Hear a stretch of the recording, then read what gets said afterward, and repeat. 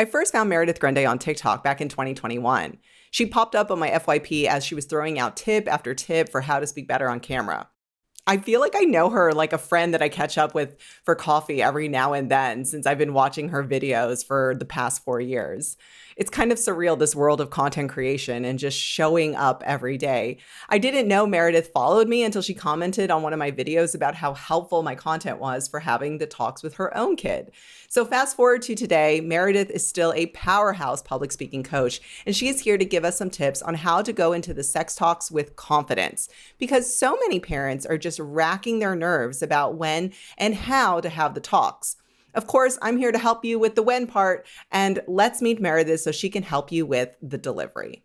Meredith, hi. This is so exciting to finally meet you. I feel like I know you I because know. because I feel like I've been following you on TikTok since 2021, I believe.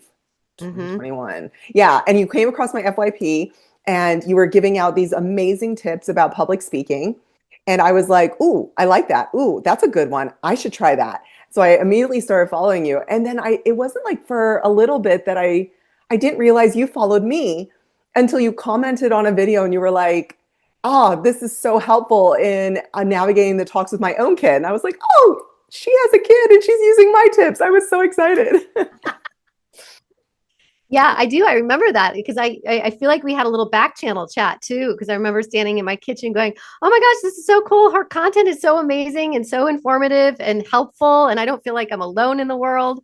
So I love that we found each other. It's an incredible platform for that. I know I found you and you found me like when we didn't even have 1,000 followers on Yeah, TikTok. Cause I yeah. remember just being like, like getting all the like negative comments all the time and then getting somebody who was actually appreciative and actually using the tips with their own kid. I was like, oh my God, tell me more. How's it going? So since 2021, how have the talks been going? They're incredible. I mean, I have a very curious kid who asks a lot of questions, and we're not shy about answering them. And I now we're in a different phase because she went from I believe she was like 9 at the time, and now she's just turned 14, Oh my like God. literally last week. And so Only now only she's getting older, not us. I'm Not at not getting all. older. I'm getting younger. Can't you Exactly. tell? I'm getting younger. And she is just, it's really fun. Like she's not, I have to say, she is not shy about anything. Like there are things that I sometimes will be like, maybe you could be a little bit more shy about that.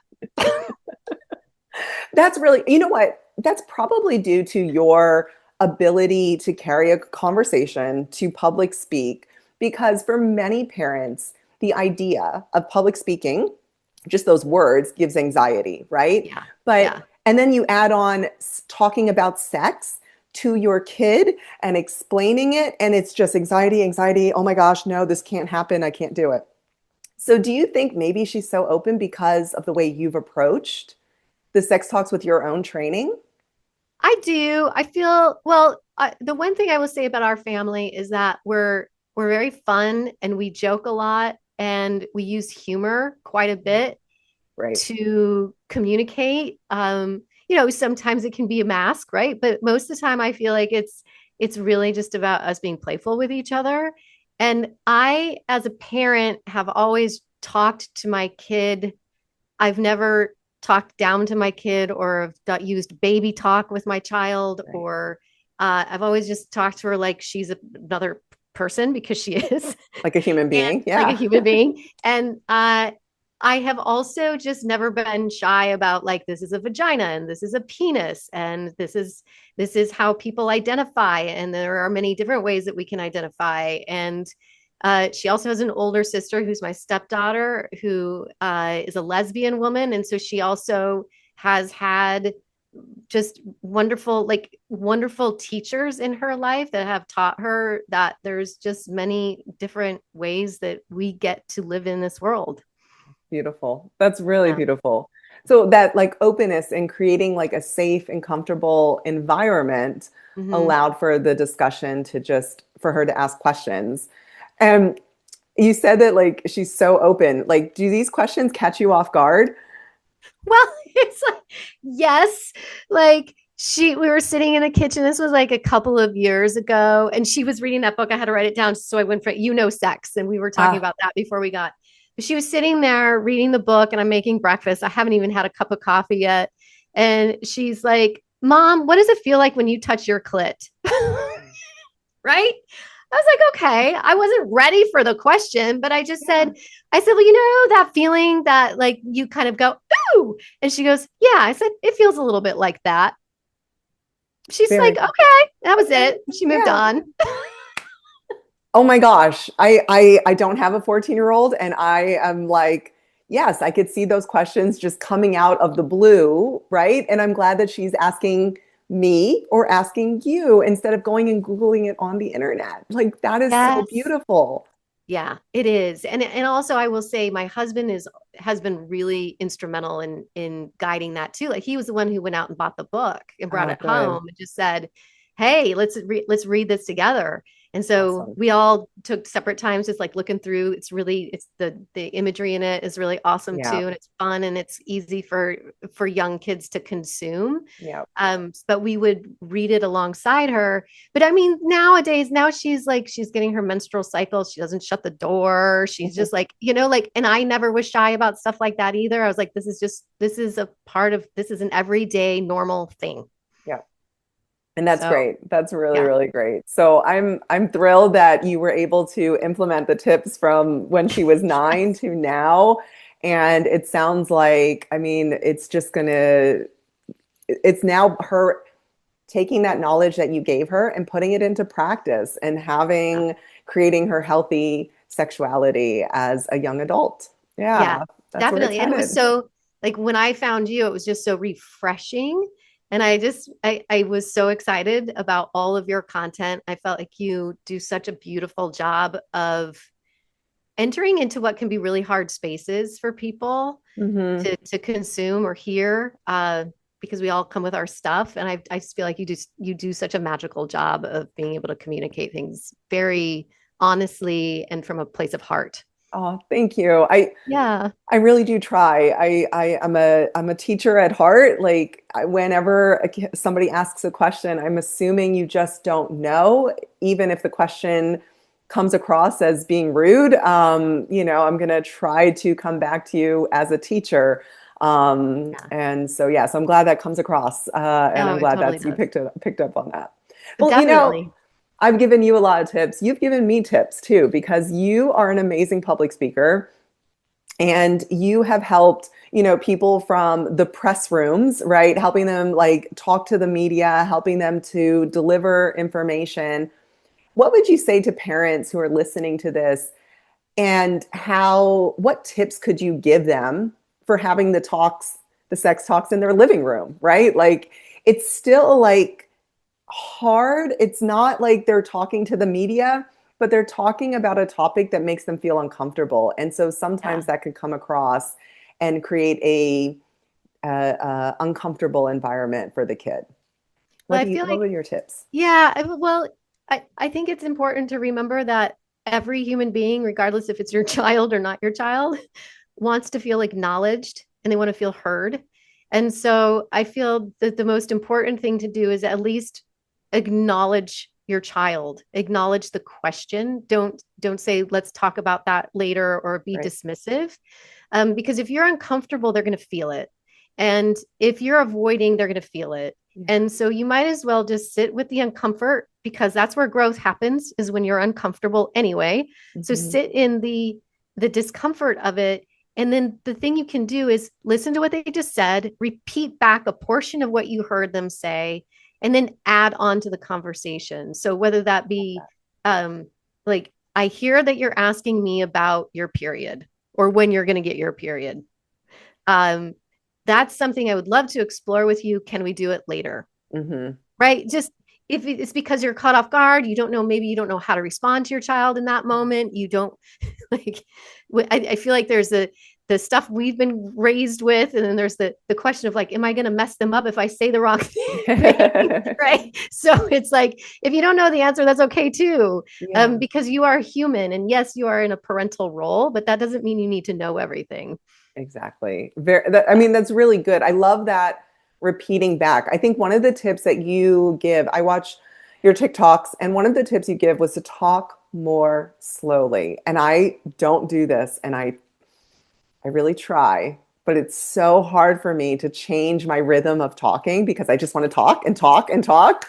And so I notice even in my own talks with my own kids that I, when I know that we're going into a talk, it might be because it's my work, but I'm also trying to be like, okay, that was the question, and here's how they asked it, and here's where we're going with it.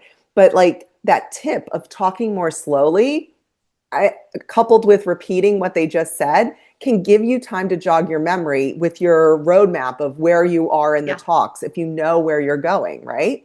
Yep. Oh, yes. And also, I would add on to that and talk slowly and then speak in a complete sentence, right? Because sometimes what we do is we interrupt our own train of thought, Yep. and Yeah. because of the discursive whatever thoughts that are trying to make their way in. So yeah. Yeah. I kind of just made a video about erections, Uh-huh. and what to say when your young child gets an erection. They don't know what to do, or they're asking like, why is the penis hard, especially if they're like 4 or 5 or 6 years Yeah. old. And there's so many parents that were like, oh, I like just started talking about like tissue and blood buildup, and the thing. And the my main thing was to acknowledge that it's a normal healthy function. And they were like, I totally forgot to say all of that Right. to my kid.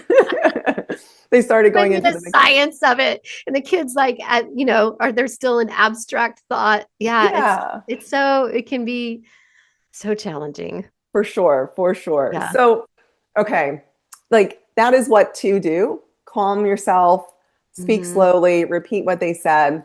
But let's say you're a parent who has a tween, a 12, 13-year-old, Yeah. and you didn't have the sex talks like you did with having the book and starting at 9 years old, and going through these talks, and you're now like realizing, oh my gosh, if I don't have the talks now, they might not ever happen. What would you tell a parent in terms of public speaking, in terms of approaching this initial conversation and bringing up the talks? What not to do, maybe? Well, don't force the conversation to happen. I would say Mm, that.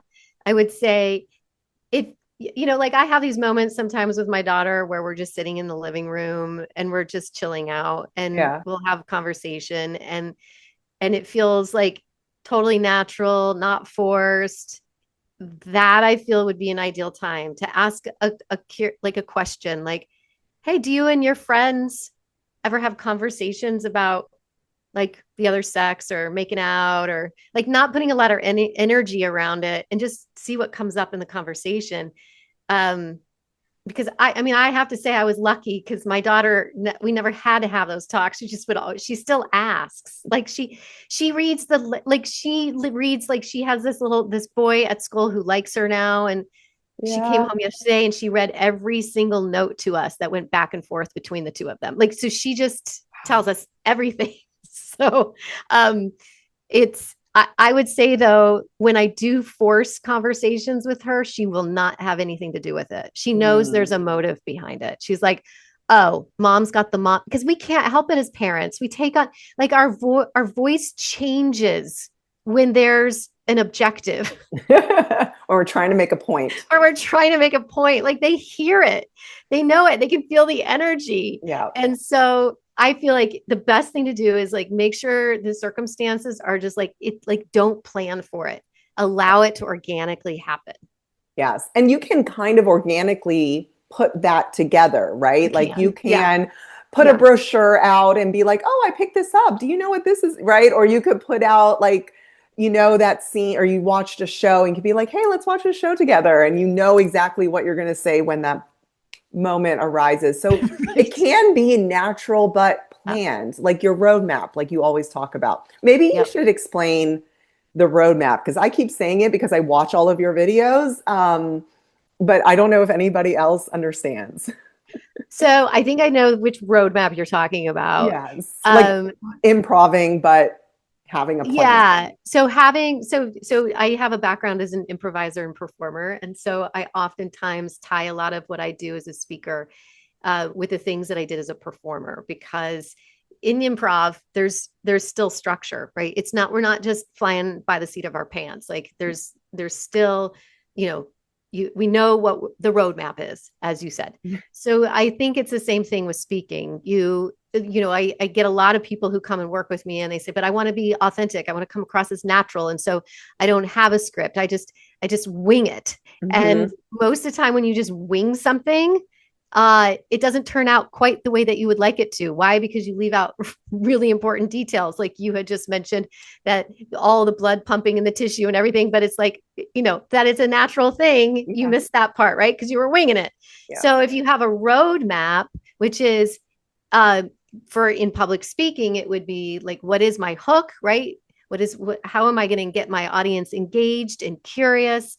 And then it's the you for the credibility piece. And then what are the like three main key takeaways that you want your audience to leave with? And then of course your call to action at the end. So if Mm-hmm. you're really clear about what those things are, then you can fill in the spaces, but that still needs to be practiced. And so if you're a parent and you're feeling maybe not as confident as you could at winging a conversation with your child, then I would say you need the practice. And so to like either watch your videos or hire you, I would say, Kathleen, it's like have somebody that's going to help guide you along the way so you have your roadmap and so that you can be there and answer those questions. And then if you get knocked off course, you know how to get back on course. Yeah. I think that's what like brought me into you because when I was at university, I took a bunch of public speaking classes because I loved it. Uh-huh. I loved getting up in front and talking to people, and it wasn't scary. It was more exciting, and at the end, I love that sense of relief of it's done. Like it's done, and I it's finished, and I never got that sense of relief like when I wrote a paper. It was never Yeah. like that, like anxiety building to this like sense of relief. But when you gave a presentation, oh man, it was like I knocked it out of the park. And so I think what you're like, the way you present it for public speaking, I think when parents, if they think about these talks as, hey, Kathleen tells me like the things to say, but to how to have these conversations with my kid, how to come across as being authority, but also honest, also parental, also I want them to come and ask me questions, right? There's a lot of different hats Yeah. that we're trying to put on. And I think when you couple all of that, it just can get overwhelming for parents. So Yeah. they feel overwhelmed, and then sometimes that shuts them down. Yeah. Yeah. Well, I feel like just practice, like just do baby steps, right? Like just take What are those take baby baby steps? Tell steps. them, tell them what the baby Oh steps are. my goodness. Like I loved what you suggested. Like maybe there's a show that you can put on. Like that's a baby step, right? And there's also the safety of having that show there between the two of Yes. you. And then you can have a teachable moment arise from that. Like, Yeah. oh, what did you think about this scene? Did that make you feel anything? Like just start maybe there or um maybe share something personal about yourself, That right? that could be the honesty piece of like, hey, I wish I would have known this when I was Yeah. your age. Yeah. I mean, I remember, oh my goodness, like uh I can I tell a story? Sure, I love stories. I love listening to your stories. So, so I when I was probably, I think it was like 8 or 9 years old, I went to my great aunt and uncle's house and they let me watch the movie Blue Lagoon with Brooke Shields. I don't know if Oh, you ever remember, if you do you remember that yeah. movie? Okay. Yes. So it's like there's sex scenes in it, and Yeah. like teenagers stranded on an island. And there's one scene where she's lying in bed and she has her hands on her stomach and she feels a heartbeat. And so that's how she discovers that she's pregnant in this movie. So then, soon after this visit at my great aunt and uncle's house, I go to Girl Scout camp and I'm lying in my bunk and I put my hands on my stomach and I can feel my own heartbeat. Heartbeat. Yeah. It's Girl Scout camp. There's like not a boy around anywhere. And I'm at the dance and I think I'm pregnant because I watched this movie and no one had told me otherwise how babies were made. Oh my God. So that was my first experience. I was mortified. I remember we like it was Christmas in July and we are making taffy and I'm in like the main lodge and I'm pulling taffy and I'm like I'm pregnant. Like what am I going to tell my parents? You know, I'm 9 years old. Yes. Oh my God. I cannot So believe you saw that movie at 9 years old. Oh my I saw God. that movie at 9 years old. And so that's the thing, right? Like, and I had pretty strict parents who limited what I could see. You know, they try to, Yeah. but you never know what your kids are going to be exposed to. So I guess my question to parents is like, do you want to be the first person that talks to your kids about sex, or do you want to be the oh shit, I have to solve this problem parent? Exactly. Oh my gosh. I can only imagine your little 9-year-old being like, Oh, how like it's devastating because you don't know and you think what you saw was real and you have no idea, you have no frame of reference. And it probably ruined your Girl Scout weekend because you were so worried and you remember it to this day. Like oh, yes. that is the lasting impact of that lack of sex education that you had. Yeah. Yeah. Yeah. And then, of course, you know, in health classes, they did weird things like put tampons in a glass of water and, you know, condoms on bananas. And you're just Yeah, like, you, you're not really learning um, like, it's just not it barely even touches the surface of exactly. like what the real experience is. So I I did tell that story to my child. So that was like a way, I think she was 11 when I Okay. told her that story. She was about 11 years old. Yeah. Um, but again, we never had to really have a planned sex talk with her. Like it just organically, she's known about it. I do, you know, I talk to her about now it's about safety. It's Hmm. interesting though. When I was her age, we were much more exploratory. Like I remember we had first base, second base, third base. I don't Hmm. know if it's because of social media and what kids are being exposed to that we're not aware of. Mm, I do my daughter does not have a phone. She does not have social media, so I know she's amazing. not, at least in our home, being exposed to things that I really don't want her to be seeing right now. Yeah. So I'm not sure what the difference is, but there's so much innocence right now with like her boyfriend. Like they walk home, they haven't even touched hands. Like Yeah. it's just much more innocent than when I was her age. But I still doesn't mean I'm not going to talk to her about it. Exactly. And that's what the research shows. And I want you to take this as like you're doing the right thing by providing age appropriate information, by having a safe and comfortable home environment where she feels safe to ask you at breakfast, what does it feel like to touch the clit, right? Like that is amazing that she felt safe to ask that.